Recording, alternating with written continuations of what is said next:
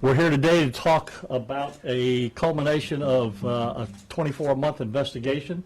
You can see a board here of some people that we've already arrested. Some of them were already in custody. The captain's going to tell you about the cases. Today we did 12 search warrants in regards to these investigations. We had 5 additional arrests that came out of the search warrants.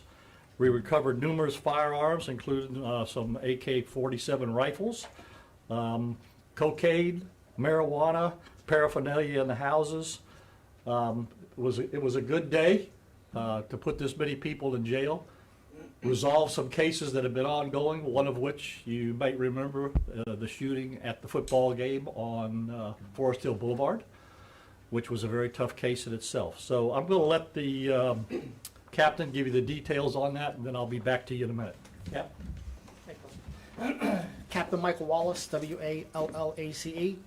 I'm going to make a little statement, and then I'm going to go through a couple of things so everybody gets kind of an understanding of what we did with this, and then I'll answer some questions if possible. So understand, this is still an active and open investigation. The Palm Beach County Sheriff's Office is committing and keeping the citizens of Palm Beach County as safe as possible. We understand the concerns people have regarding gang violence, and we share those concerns with you. Because of the concerns and our commitment, we began this investigation approximately 2 years ago. This group, Firehouse Clique, based out of Riviera Beach, has been responsible for numerous violent crimes throughout Palm Beach County and the surrounding counties. The members of this group have been arrested for charges ranging from narcotic possession, sales, possession of firearms, violence towards law enforcement, high-speed chases, numerous shootings to include homicide. Every person you see on this board has been involved in numerous violent incidents. Whether or not we had enough evidence to prove these things is where we are and how we got to this investigation. So I want to go through a couple of cases and highlight some things and kind of point out some people so you understand. We're going to go back to August 3rd of 2013. Travis Stubbs, you're going to hear his name a lot, had a problem with a guy named Andrew Dixon. He blamed Andrew Dixon for shooting at his mother's house. Andrew Dixon was from a rival gang.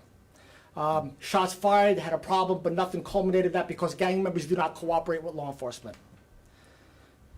On December 14, 2015, in the city of Lake Worth, Andrew Dixon was found deceased from multiple gunshot wounds. Travis Stubbs, Adrian Nixon, and Lamar Jackson, who are all on this board, are suspects in that investigation. That was an open homicide that the Palm Beach County Sheriff's Office had. That is now a closed homicide because of this investigation. On February 2017, people may remember this, Palm Beach County Sheriff's Office responded along with Boynton Beach Police Department and the Florida Highway Patrol to Gateway Boulevard in the off-ramp of I-95, where Antoine Smith was deceased inside a vehicle of multiple gunshot wounds. Travis Stubbs, Jalen Wright, Devontae White, and 2 other suspects are responsible for that homicide. We're not going to mention those other 2 suspects because we're still trying to put that case together on those 2. But that case was an open homicide for the Palm Beach County Sheriff's Office, is now a closed homicide investigation due to this case. On June 29th of 2017, in the city of West Palm Beach, Albert Jones was found deceased from multiple gunshot wounds. Firehouse members Travis Stubbs and Jalen Wright are the suspects in that investigation. That investigation is an open homicide for West Palm Beach Police Department, is now a closed investigation because of this investigation that we've done. July 28, 2018, West Palm Beach responded to the 700 block of Belvedere Road, where Kerwin Richards, a Broadmoor associate, a rival gang member, was found deceased. Jalen Wright, Jonathan Storms, and Devontae Iguanawa are the suspects in that case. That was an open homicide investigation that West Palm Beach Police Department had. It's now a closed investigation because of this. And finally, what the sheriff just explained. August 17th of last year, Palm Beach Central High School, football game, kickoff classic, first game of the year last year, between 2 of the most powerful football teams in the county, Palm Beach Central and Dwyer High School. Rival gang members have an altercation in the parking lot. where 2 victims of a rival gang are shot. They refuse to cooperate with us. We have no independent witnesses to prove this case, but through our investigation, we have determined that Derek Williams and Mark Lucian are the suspects in that case. I'm telling you that that case is still open. We have not closed that case yet, but they are the suspects. We know for a fact they are the ones that did this. We are just gonna, we're gonna do is continue to do our job and put this case to rest. This is a bad group that has been involved in really, really bad stuff for a long time. And these guys are all facing now the charges of racketeering and conspiracy to commit racketeering. It's 50 years in prison they're looking at right now, on top of any other cases that we get. So I know you may have some questions. Again, this is an open, active investigation. So you may ask me a question that I will not be able to answer, and I will tell you because it's still an open, active investigation. Anything before I turn it over to the sheriff? Any questions? Yes, the name of this gang, Firehouse Click. Firehouse Click. You spell it? Riviera, Firehouse? Uh-huh. It's Firehouse. It's up there. It's right here. Okay.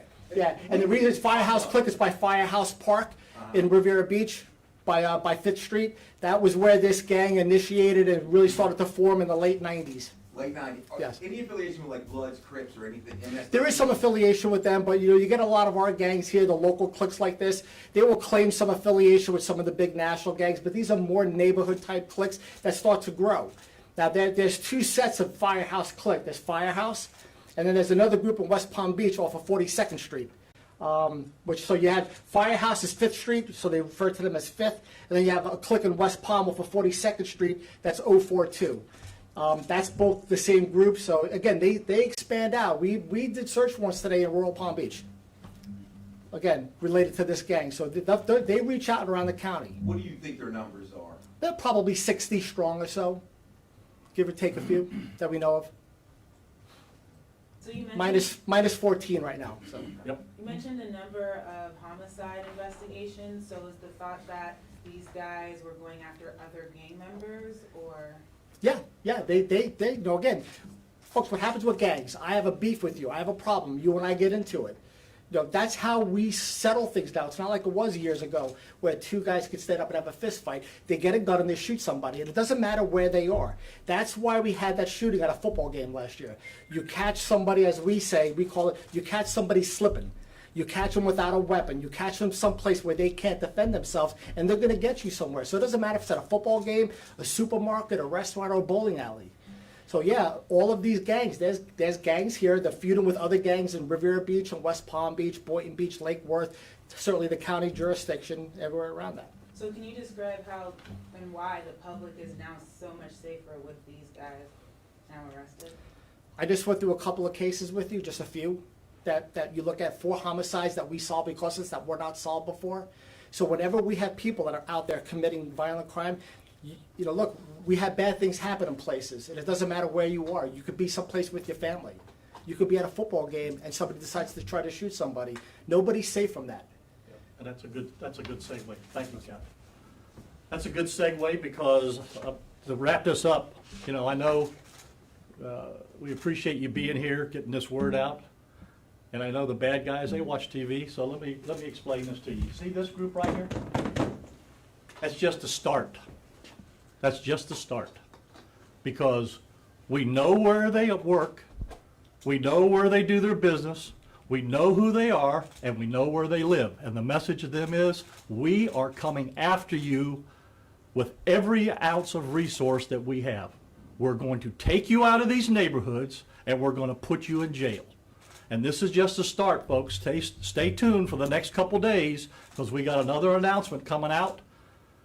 But this is just a start, because we're going to take these little terrorists out of these neighborhoods and quit letting them do what they do to oppress the people in their communities. All right? So get that message out if nothing else. Thank you. Appreciate it. I just want to add that our guys were in the Yeah, area today. I forgot all about that because I was on this. Here's a little sidelight just to show you how responsive our people are. The detectives are doing a search warrant in one of the neighborhoods up there, and 2 houses down, there's a house fire. So they kind of put that on hold, went down and rescued the entire family and the dog out of the house. 10 members of the Yeah. family, 5 adults and 5 children. So they told the bad guys, stand by, just stay here handcuffed, we'll be back in a minute. Good job. Thank you.